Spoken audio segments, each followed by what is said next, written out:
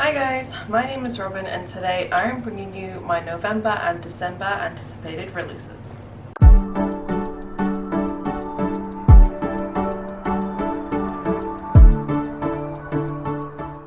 So for this month I'm combining my anticipated releases videos for November and December, and that is because there are no books coming out in December. I think there are only two that I'm waiting for the release of. And that's it, because nothing seems to be coming out in December, which I find kind of strange since it's Christmas and you'd think, release books to have people buy them as gifts for Christmas, but apparently not. But I do have some really good books that are coming out in November and December that I'm really excited for, so let's get into them. So the first book that I have to talk about is A Deal with the Elf King by Elise Kova, and that book comes out on the 6th of November. So this is a standalone fantasy novel, which we don't get very many of, unfortunately, because I've actually really enjoyed a lot of standalone fantasy. And this book follows a girl who lives in this world where there are fae and there are humans, and they have this accord to basically stop the fighting that had gone on for centuries, where the elf king can come into the human world and choose a wife, just at will. And she is then chosen. She was a herbologist and the only healer in her village. And she gets taken to the elf world and apparently has to help the elf king save the world. But it sounds really good. I really like, as I said, standalone fantasy novels, so I'm hoping it'll be good. I also love fae novels, just in general, so I have high hopes for this book. I haven't read anything by Elise Kova just yet. I did want to read her other series, The Alchemists of Loom, but I haven't gotten around to it, so I think I'll start with this one whenever I can get my hands on it, and see how I go with that one, and then probably start the next one after. But hopefully I will love this book. The next book that I have to talk about is Rebel Rose by Emma Thurnault, I think is how you pronounce her name. And that's out on the 10th of November. And this one is kind of a Beauty and the Beast retelling, but it's set after all the events of Beauty and the Beast. So the Beast is back to being Adam, an ordinary human again, and all the magic is gone. The castle is back to normal kind of thing, and it's set in France during the Revolution, and so it looks like it's going to be quite political. It does say that it does have some magical elements as well, but it's just really interesting because I haven't seen anything set after the events of Beauty and the Beast.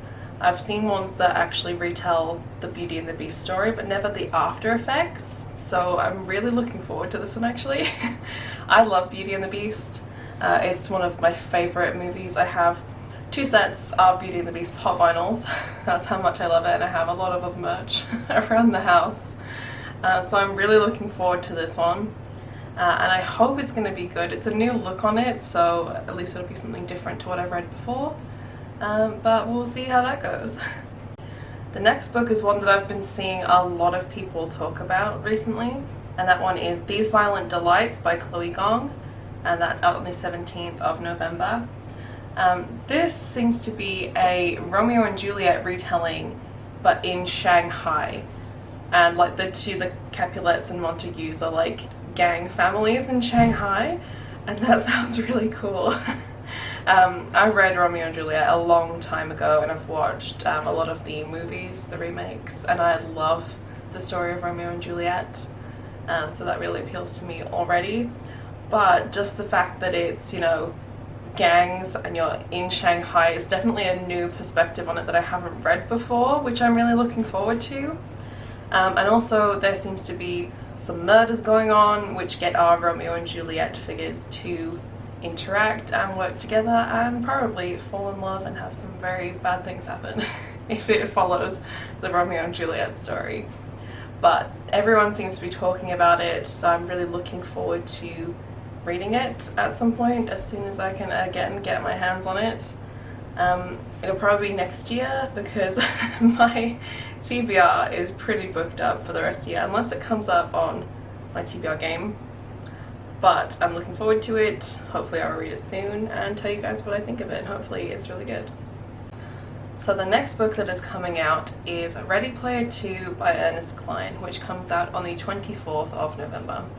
And this one is the second book to Ready Player 1, which is very shiny. I haven't read Ready Player 1 yet, unfortunately. I watched the movie, which is just this great sin to watch the adaptation before reading the book, but I didn't actually have a copy of the book when the movie came out. So I watched the movie first and then bought the book intending to read it, which I still haven't done yet, unfortunately.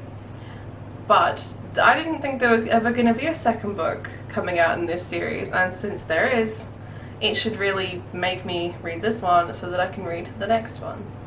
But this series is set in the future. It revolves around this alternate kind of gaming world.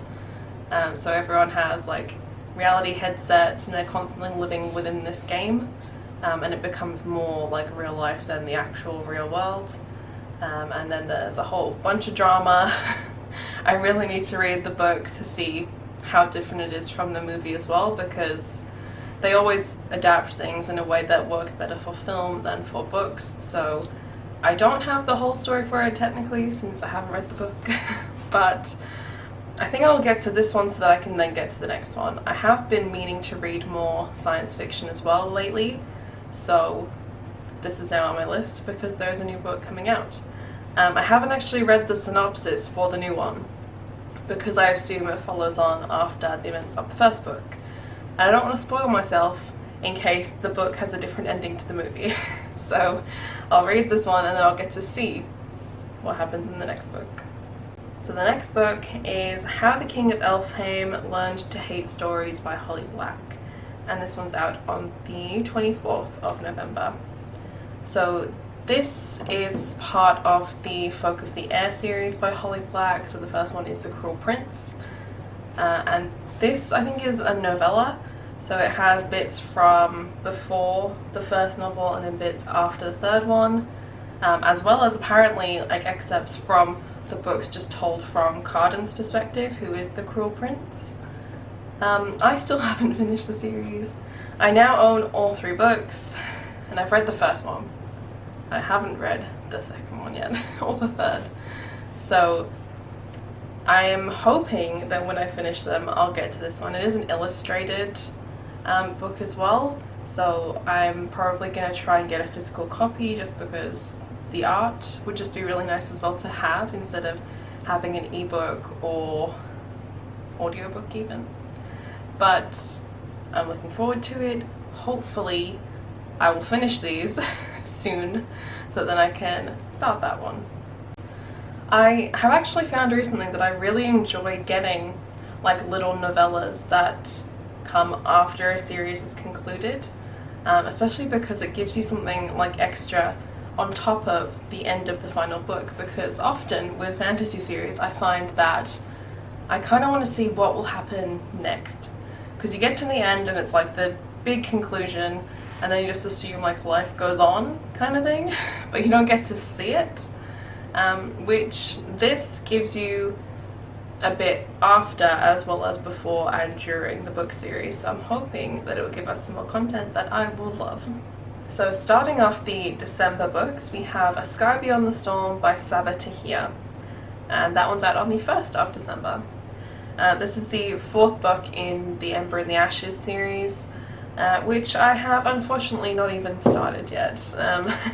I own the first 2 books but haven't gotten around to reading them. This is a very beloved series that I have been meaning to start for a long time, especially because I follow Sabaa Tahir on Instagram and she constantly talks about her upcoming books, and there seems to be a lot of drama surrounding them and a lot of death and a lot of politics, and that just sounds like the book series for me. So I have been meaning to get to it for ages. I will hopefully get to it in the new year, and then I might marathon the series because I do think this is the last book. I'll have to make sure, but I think this is the last one. And if it is, then I can just marathon them all and have it all completed in one go which I enjoy because I forget a lot of what happens in books, unfortunately, which is my issue with Throne of Glass at the moment. So I have to restart Throne of Glass again to then read the last 2 books and remember what the hell happened. So marathoning is a good thing for me. And the last book that I have to talk about is Defending the Galaxy by Maria V. Snyder. This book is out on the 2nd of December. So this is the 3rd and I think final book in the Sentinels of the Galaxy series, I think is what it's called. It's a sci-fi series set on many planets that I've been reading for a couple of years now. It's really good. I've given the first 2 books 4 stars, and I assume that I'll probably give the last one 4 stars as well. It's science fiction, but it's very light science fiction. It's very easy to get through. I'd say if you wanted to get into science fiction, this is a good series to start with. Because it is very light, very easy, not like a lot of the other hard sci-fi that I have that are real dense and packed with like actual science. So in this series we follow Lyra and her parents, who are archaeologists, and they follow different planets and sightings of these terracotta warriors that just randomly show up on planets. Nobody knows why, nobody knows how they get there. They're kind of just hidden in caves, and as people explore the universe, they are randomly finding these new caves of terracotta warriors. And from there, there's a lot of drama. So it's a lot of mystery, so surrounding the terracotta warriors. So they've been studied for a very long time. Nobody knows why they're there, how they got there, what their purpose is. But as the series goes on, you find out a lot of stuff. And I'm really looking forward to this last book being the conclusion, because there are a lot of things that have happened in the first 2 novels, and I would like to have some conclusion, especially because there is quite a big cliffhanger at the end of the 2nd book, and I really do need some resolution. But it is a really good series, would highly recommend. So those are all the books that are coming out in November and December that I am eagerly anticipating. Let me know if there are any other books that you guys are anticipating that I can then add to my Goodreads TBR. I always like getting new book recommendations, so that would be greatly appreciated. And that is all for today, so I will see you guys next time.